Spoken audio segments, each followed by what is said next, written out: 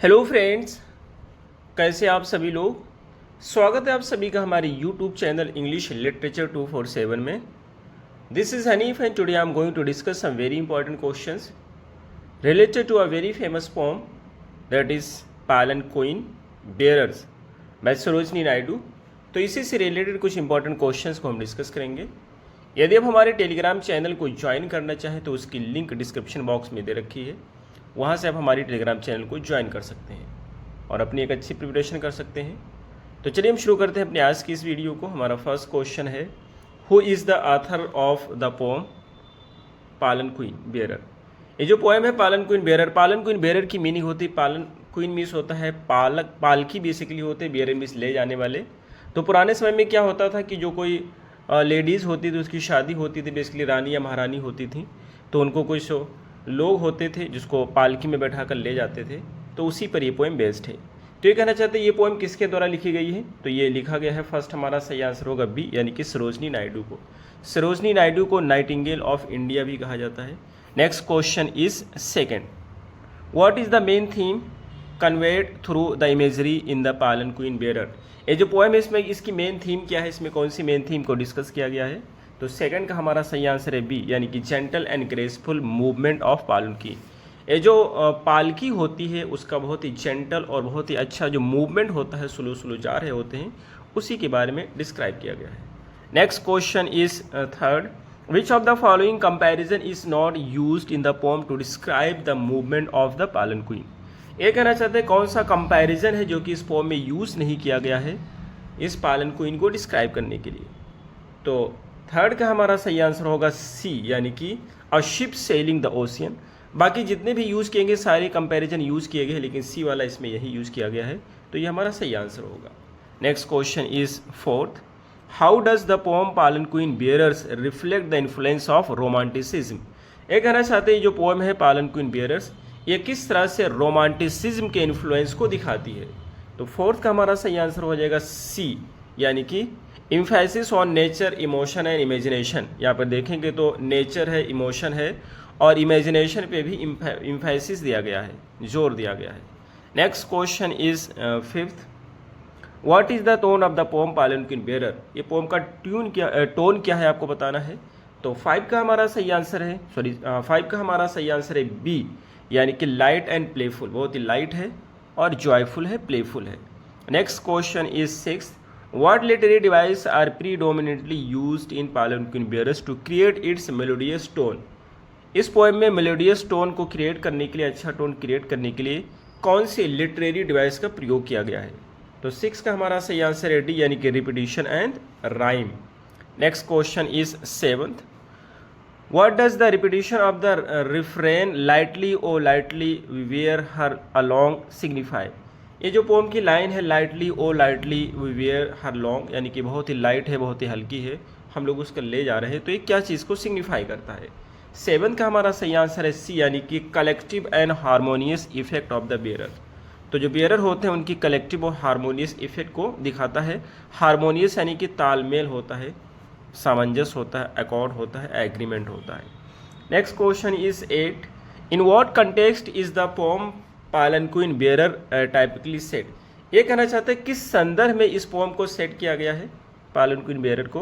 तो 8 नंबर का हमारा सही आंसर हो जाएगा बी, यानी कि remote Indian villages. Remote Indian villages यानी कि इसमें विलेजेस की कंडीशन को या दशा को दिखाया गया है, ठीक है, traditional society. Next question is 9th, when was the poem palanquin bearers composed. इस पोम को कब कंपोज किया गया था। तो 9 का हमारा सही आंसर है ए, यानी कि अगस्त 7, 1903।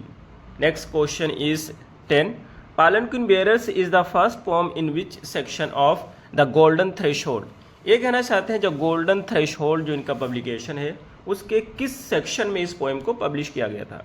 तो 10 का हमारा सही आंसर है सी, यानी कि first section. Next question is 11th, what kind of emotions does Sarojini Naidu's poetry including palanquin bearers typically evoke। ये कहना चाहते हैं किस प्रकार की इमोशंस होती हैं, जो किस प्रकार की इमोशंस होते हैं सरोजनी नायडू की पोएम में, और इस पोएम को भी शामिल करते हुए। तो 11 का हमारा सही आंसर हो जाएगा ए, यानी कि intense emotion and passion. Next question is 12, what is the cultural significance of the poem पालन क्वीन बेरर। ये जो पोएम है पालन क्वीन बेरर, इसका कल्चरल क्या सिग्निफिकेंट है, क्या महत्व है। तो 12 का हमारा सही आंसर हो जाएगा सी, यानी कि takes us to a time when palanquins were common in Indian states. ये हमें वहाँ पर लेकर जाता है, यानी कि हमें उस टाइम का कंडीशन दिखाता है जब पालन क्वींस यानी कि पालकी कॉमन होया करती थी इंडियन स्टेट्स में, इंडियन सिटीज़ में या विलेजेस में। Next question is 13, what literary device is used in the line she schemes like a bird on the form of a steam. Poet कहना चाहते हैं वो जो है एक चिड़िए की तरह स्टीम यानी कि ओशियन के झाग को टच करके चली जाती है। तो इसमें कौन सी फिगर ऑफ स्पीच का प्रयोग किया गया है। 13 का हमारा सही आंसर है बी, यानी कि सिमिली। क्यों सिमिली, क्योंकि लाइक का प्रयोग किया गया है। Next question is 14, what does the phrase she floats like a laugh from the lips of a dream suggest about the पालन क्वीन ऑक्यूपेंट। ये कहना चाहते हैं कि इसमें जो यहाँ पे यूज़ किया गया है she floats like a laugh from the lips of the dream, यानी कि वो फ्लोट करती, बह रही होती है ड्रीम के लिप्स से होकर के एक मुस्कान की तरीके से। तो इसमें यह कहना चाहते हैं, क्या सजेस्ट करना चाहता है फ्रेज। तो 14 का हमारा सही आंसर होता है बी, यानी कि she is joyful and light hearted. बहुत ही जॉयफुल होती है और बहुत ही खुश होती है। Next question is 15, what is the significance of the comparing palanquin's movement to natural elements like flowers and birds. ये कहना चाहते हैं कि जो पालन क्वीन होती है वो मूव कर रही होती है और इस मूवमेंट को कंपेयर किया गया है नेचुरल एलिमेंट से, जैसे कि फ्लावर से और बर्ड से कंपेयर किया गया है। तो इसका क्या सिग्निफिकेंट है। 15 का हमारा सही आंसर हो जाएगा सी, यानी कि to depict the delicate effortless movement, यानी कि दिखाने की कोशिश किया गया है कितना ही डेलिकेट कोमल है और कितना ही एफर्टलेस मूवमेंट कर रहे हैं वो लोग, जो कि वो दुल्हन है बहुत ही हल्की है तो बहुत ही आसानी से वो मूवमेंट कर रहे हैं। Next question is 16, which literary device is use in the line she falls like a tear from the eyes of a bride, यानी कि वो जो है ऐसे गिरती है जैसे किसी ब्राइड के आइज की टीयर हो। तो 16 में आपको बताना है कि कौन से फिगर ऑफ स्पीच का प्रयोग किया गया है और 16 का हमारा सही आंसर है डी, यानी कि सिमिली। यहाँ पर भी लाइक का प्रयोग किया गया है। Whenever we compare with the help of like और as, this is called simile, and the same sentence when we don't use like और as, we direct compare and this is called implied simile or metaphor. Next question is 17, what emotion is conveyed by the imagery of a tear from the eyes of the bride। ये कह सकते हैं कौन से emotion का प्रयोग किया गया है जब ये इस इमेजरी का प्रयोग करते हैं कि tear from the bride's eyes, यानी कि दुल्हन की आंखों के आंसू से कौन से इमोशन को रिफ्लेक्ट करना चाहते हैं। तो 17 का हमारा सही आंसर है बी, यानी कि swallow. Next question is 18th, in the poem how do the palanquin bearers perceive their task. ये कहना चाहते हैं कि जो पालन क्वीन बेयरर्स होते हैं, इस पोएम में जो बेयरर्स होते हैं वो अपने टास्क को किस रूप में समझते हैं। तो 18 का हमारा सही आंसर है बी, यानी कि as a light and joyful duty. कहते हैं बहुत ही लाइट है और बहुत ही इंजॉय करने वाली ड्यूटी है। Next question is 19, which natural element is not mention in the poem to describe the movement of palanquin. कौन सा नेचुरल एलिमेंट है जो इसकी पोम में नहीं यूज़ किया गया है पालन क्वीन को डिस्क्राइब करने के लिए। तो 19 का हमारा सही आंसर है डी, यानी कि माउंटेन का प्रयोग नहीं किया गया है। Next question is 20th, what aspect of Indian culture does the poem palanquin bearer highlights. Indian culture के कौन से एस्पेक्ट को ये जो पोएम है पालन क्वीन बेयरर हाईलाइट करती है। तो 20th का हमारा सही आंसर हो जाएगा बी, यानी कि ट्रेडिशनल प्रैक्टिस ऑफ कैरिंग पालन queen.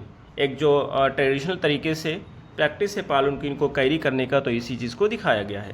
Next question is 21, what is the primary mood of the poem. Poem का प्राइमरी मूड क्या है। तो 21 का हमारा सही आंसर है सी, यानी कि light hearted and celebrity. Next question is 22, how does the structure of the poem contribute to its overall effect. ये कहना चाहते हैं पोएम का जो स्ट्रक्चर है ये किस तरह से इसके ओवरऑल इफेक्ट को कंट्रीब्यूट करता है। तो 22 का हमारा सही आंसर है सी, यानी कि by employing a consistent rhyme scheme and rhythm.